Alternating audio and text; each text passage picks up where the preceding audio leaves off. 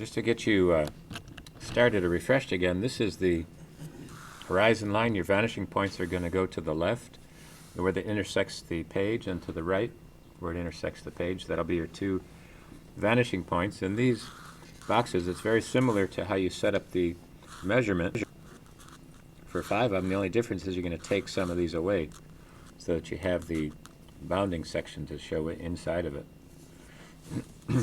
So just to establish that, just on a piece of paper, again, if you take the scale, ruler, anything that you have, it'll give you the measurement just to get you a third of the distance down. So in this scale, I'm going to put it at 12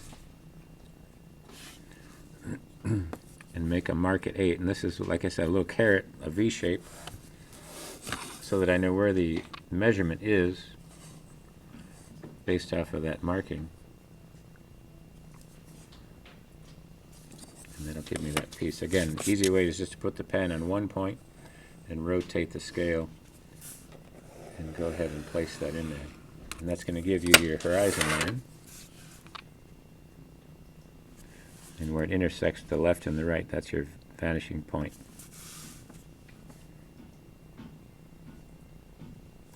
And that'll get you set up. So I'm going to try it from the right to the left this time. This one's showing it from left to right. So just to show it to you, I'm just going to put a line here, established it, and just putting the scale down again when the bottom part of it matches this right here, the 0, and the two lines. It'll give me a vertical line that I can establish. So I'll put that down there. So here's the top and the bottom. So I just give myself plenty of room on that side, and then just take this point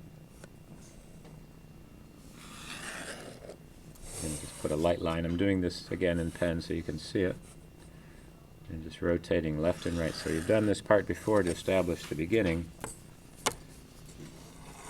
of all this connected section here.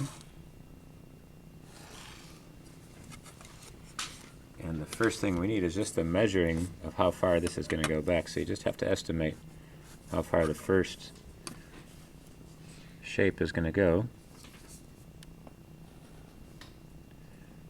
And that one we're going to keep. So you're going to put 5 of these, but only keep 3 of them.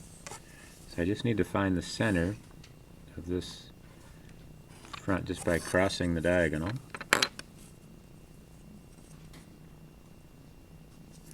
I just need that point right there. And that's the measuring point, so I can put a point of the pen right there and rotate it. And just put a light line. That's going to be the measuring line. And it's just a matter of taking this corner to the center of this and puts a mark right here. And that gives me that vertical line right there, how far it's supposed to go back. So just line the bottom of the ruler down here. So there's one of them. That would be the space in between it. Just line it. Same idea, this pattern from here to here.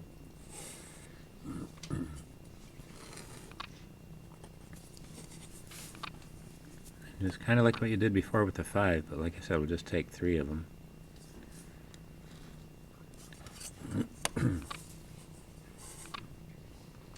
Here to the center point.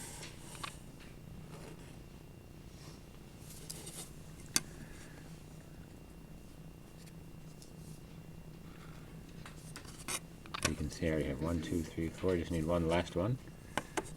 And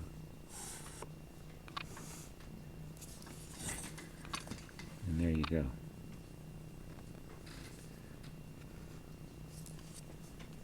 So if you think of it, there's the first one, second, third, fourth, and the 5th one. So you're just keeping those pieces, so I'll just heavy them up.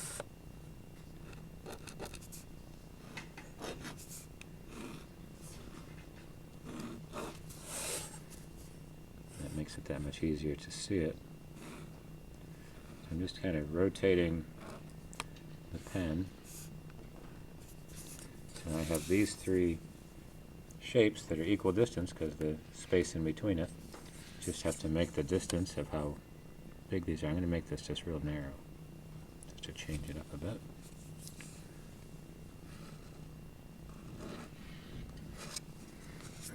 And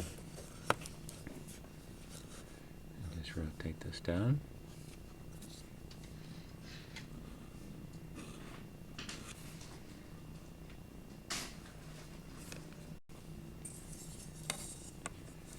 And now I just take all these corners right back to the vanishing point.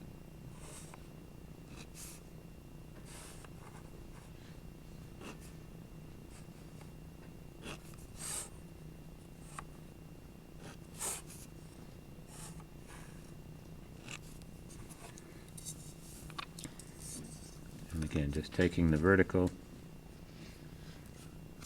right up to the side there.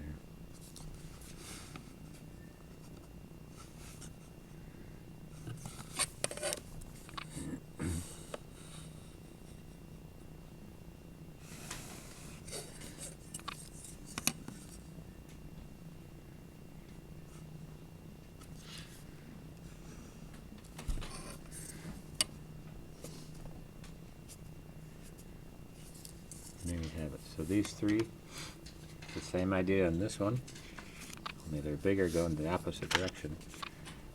And this is where you can start to shade this in.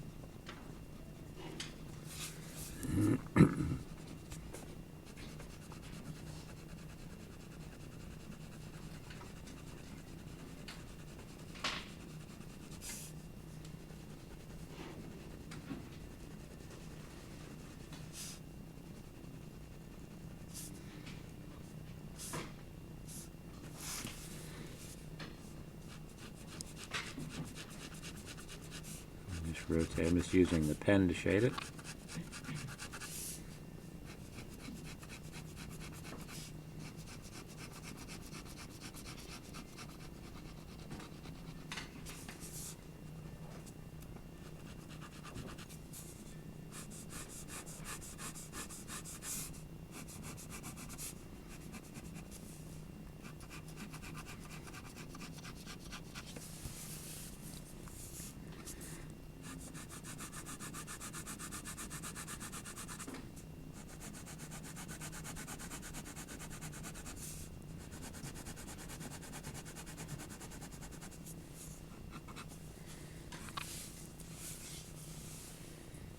Places on there. So there I have three shapes, equal distance apart, just by using that measurement.